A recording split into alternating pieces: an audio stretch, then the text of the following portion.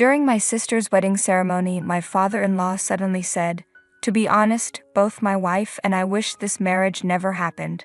We'd end it right now if we could." He looked at me and my sister with a sneer and added, "You're beneath us." My sister, who was in her wedding dress, started to cry. As her older brother, I stood up to defend her and her husband against our father-in-law's attempt to ruin the wedding. The crowd, which had been buzzing with whispers, went silent and then burst into applause. My name is Robert Smith. I'm 30 years old and single. I currently run a small family-owned lunch shop. When I was in college, my parents died in a car accident, so I decided to drop out and take over the family business. I moved back home to live with my sister Emily, who is 6 years younger than me, while I ran the lunch shop.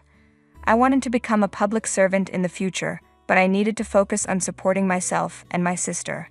Fortunately, my parents left detailed notebooks about the lunch business, including ingredient quantities, recipes, and cost calculations. My father's rough notes were neatly transcribed by my mother, who had beautiful handwriting. Our shop sign, "Smith's Packed Lunch," was handwritten by my mother, adding a personal touch. She always taught me, "Your writing reflects your heart, Robert. Let's make sure you write beautifully." Even though we live in a digital age, I've always cherished handwritten letters. Emily, influenced by me, also had beautiful handwriting. The small 5-square-meter shop and the handwritten recipes are precious assets left by my parents. With the help of loyal part-time workers, I learned how to make the packed lunches. I even earned a culinary license while working. Emily often helped me, which was a great relief. When I was 24 and Emily was 18, she said, "Robert, after I graduate, I'll help you with the shop." I replied, "No, you don't have to push yourself. I'll manage somehow. You should do what you want, Emily." Emily responded, "If I can choose, making packed lunches is what I want to do right now." After graduating from high school, Emily immediately started helping with the family business, for which I was truly grateful. With her help, I began developing original menus. I analyzed what was selling well, refined each packed lunch, reduced the number of items, and focused on a lineup of key products.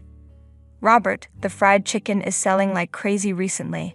I modified Dad and Mom's recipe. It's a garlic and ginger sauce flavor that appeals to local tastes. Our spiced chicken curry is also doing pretty well. I hope it continues to do well. Should we increase how much we make?" Emily suggested. As she had predicted, the fried chicken became a hit, spreading quickly by word of mouth. Some regular customers even started ordering the fried chicken curry, which wasn't on the menu, and it eventually became a staple. My father often said, "Our customers are helping our shop grow." Although busy times could be hectic, seeing the part-time workers and Emily working hard along with the happy faces of our customers naturally eased my fatigue after work. As the second-generation owner, I began to believe that Smith's Packed Lunch had the potential for growth and that there was much more we could achieve. "Welcome." Emily's cheerful voice echoed through the store. "Oh, that man is here again. He's a recent regular customer. He's been coming in with the determination to try every item on the menu. You're just one fried chicken box and a special fried chicken curry away from completing the menu." "Quite impressive," Emily said. "I like to save the best for last. Thank you for always making such delicious lunches," the customer replied. Having regular customers is a blessing. On rainy days, sales typically drop, but this customer would even come during storms. "Robert, I have something to tell you," Emily said.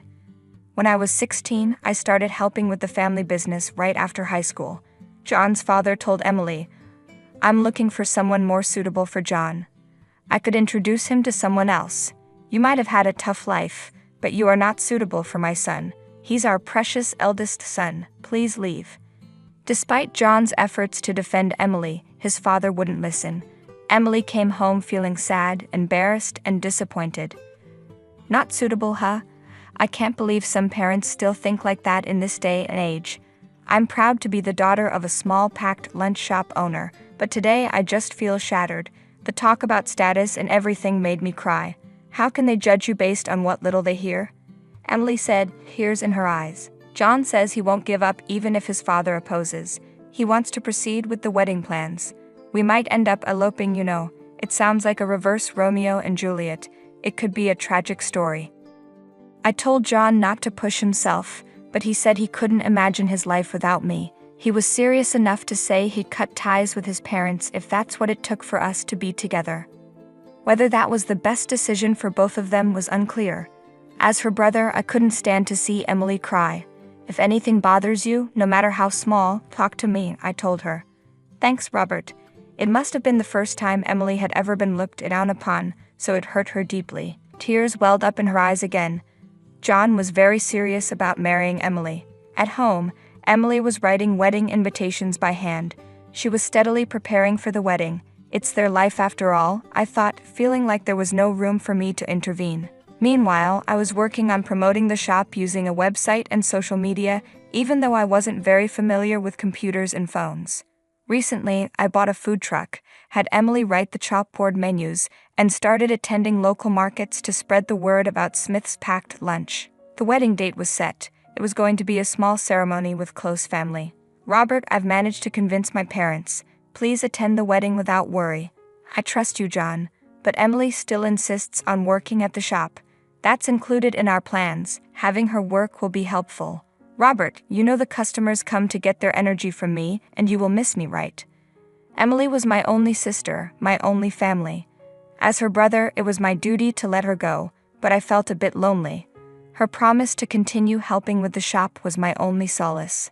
The wedding day arrived. Seeing Emily, who usually wore a cotton bandana, apron, and jeans, now with her hair beautifully done and wearing a wedding dress, I was amazed at how stunning she looked. Thinking about all the struggles we went through, I couldn't help but shed tears at her radiant appearance. Robert, why are you crying? It's too early for that. We're just getting started. Oh, it's just dust in my eye. Ouch. I should take some pictures.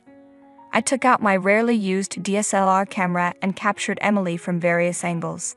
I must have clicked the shutter about 50 times. These photos would be precious memories of our time together. Robert, you're such a kind person. Thank you for everything. Please continue to support me. In truth, those words of gratitude were likely meant for our late parents. Ever since I dropped out of college, I've been a stand-in parent for Emily. I hoped I managed that role well enough. Overwhelmed by Emily's thanks, I turned away and cried. The ceremony proceeded as planned. The bride and groom sat at their seats, looking at us with a mix of shyness and happiness. It was time for the father of the groom's speech. Although John's father had initially opposed the marriage, John assured me he had convinced his father. Good day, everyone. I am Sam Thompson, the father of the groom, John. On this auspicious day, I thought as I watched the groom's father, I feel like I've seen that man somewhere before. He seemed accustomed to public speaking and was adept at holding the audience's attention. His speech was written on a long, vertically folded piece of paper, suggesting it would be lengthy. I expected it to be a heartfelt speech that would make the bride and groom happy. As I was saying, I run a food manufacturing company and plan to pass it on to my eldest son, John. He spoke about his company, how he had raised John with care, and his desire for John to inherit the business. This meant Emily's future would be secure. However, as the speech continued, it took a strange turn. I heard the bride's parents passed away early, and she's had a tough life as the daughter of a small packed lunch shop owner. In contrast, John graduated from graduate school and is set to become an elite. This is the very definition of disparity. Is this kind of misfortune acceptable? Frankly, both my wife and I wish this marriage never happened. We want it annulled immediately. The room began to buzz. The groom's father placed the letter on the bride and groom's table, as if to say, "Take this." A wedding speech that proposed breaking off the marriage. This wedding was orchestrated to humiliate us siblings. Emily was in tears, and John got furious at his father's selfishness, and stood up abruptly. I also stood up, seeing this, and signaled John to calm down. I took the father's letter and stepped up to the microphone. "What are you doing, young man? Why did you take my letter?" John's father said. "I'm next in line for the speech, so I took the liberty of coming up," I replied with a smile. The MC hurriedly introduced me. "I am Robert Smith, the bride Emily's brother." "Robert Smith? Who is this youngster?" John's father muttered, trying to recall. He looked at me, searching through his memory.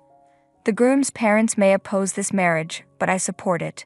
Though I may be just the son of a small packed lunch shop owner, my sister and I have shared many hardships together. We take great pride in the work we inherited from our late parents, and we always will. The room grew even more restless. I continued, "They say handwriting reflects the heart. Looking at this letter written by the groom's father, I see nothing but a regrettable and rude individual. Placing such a poorly written letter on the bride and groom's table is an insult to their special day." "What are you saying, you impertinent fool?" I said. "It's a mismatch," John's father shouted. "Do you know who I am?"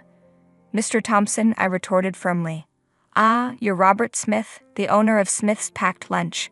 Recognition dawned on his face. I usually wore an apron with a headscarf, but he finally matched the name with the person. "Regardless of what you say, even if this marriage seems like a modern-day Romeo and Juliet, I will support and watch over John and Emily as a brother and brother-in-law. Thank you for listening." The previously buzzing room fell silent and then erupted in applause. After the ceremony, John's father hurried over to me. "I didn't realize you were the owner of Smith's Packed Lunch. I sincerely apologize for my rudeness. I'm just the son of a packed lunch shop owner. I understand your point clearly." The father had once visited our shop with his executive, proposing to turn our popular fried chicken into a frozen food product and even expand into a chain of fried chicken specialty stores. It was a pivotal project for their company, and I had been on the verge of signing the contract, impressed by how much they valued my recipe. But after the way he humiliated my sister and me and embarrassed his own son at the wedding. "Your handwriting reveals your character." My mother's words were right. Handwriting reflects the heart. "Mr. Thompson, please consider the proposal null and void. It's impossible to work with you." "That's impossible. We've already finalized the package design and sent it to the printer. We've also contracted and renovated 6 stores. You acted too quickly. I haven't signed the contract. Moreover, this recipe is a treasured family secret, refined by me from my late parents' original. I'm not giving it away. You should look elsewhere. The Smith's Packed Lunch brand carries significant weight. Please reconsider." Suddenly, John interjected and cut into the conversation. "Dad, our relationship ends today as promised. I never expected such a betrayal. I'm cutting ties with you." "John, please reconsider. You're the only heir." John shouted with tears streaming down his face. "Who broke our promise first?" Thus, John ceased to be a son to his father. He took on our family name, becoming John Smith. After the tumultuous wedding, Emily and John moved into an apartment near the packed lunch shop. Emily's previously 0-minute commute turned into a 20-minute bike ride. Despite this, she continued to greet customers with her usual cheerful welcome and worked hard in both customer service and food preparation. Handwritten pop signs are now Emily's specialty. They are an indispensable promotional tool for Smith's Packed Lunch. John supported me on the business side, asking, "Robert, is there anything I can help with?" Cutting ties with his parents did not diminish John's exceptional marketing skills. He later established a digital marketing company. With no hair left, John's parents brought in a new president for their food manufacturing company from outside. However, as a chairman, Mr. Thompson was not good at delegating and quickly drove the new president out. He then took on the title of chairman and president himself, but his notorious reputation caused the company to shrink further. The cost of losing John was steep for Mr. Thompson. With John's help, I focused on product development. While creating hit products was challenging, Smith's Packed Lunch gained more recognition. The chicken curry John suggested was initially sold in local convenience stores and supermarkets, but now it can be reached nationwide through online sales. It was even featured in department store catalogs for holiday gifts. It felt like a small stone causing ripples in a pond, expanding slowly but surely. What our late parents built was now blossoming. One day, a woman came for an interview. She was a year older than me. I looked over the resume, and the handwriting on the resume was excellent. The handwriting was beautiful, reminiscent of my mother's. She expressed her love for our packed lunch and store interior. Her sincerity was evident. Emily vouched for her meticulous customer service and work ethic. Handwriting reflects the heart, I thought, captivated by her elegant handwriting. I proposed to this passionate woman. Now we have 2 children, making us a family of 4. Today, we're taking the food truck with our family and my sister's family to a gourmet food festival. The event is at a large park in New York. A large crowd is expected. We've refined our signature fried chicken for this day. I am confident that the future of Smith's packed lunch is bright.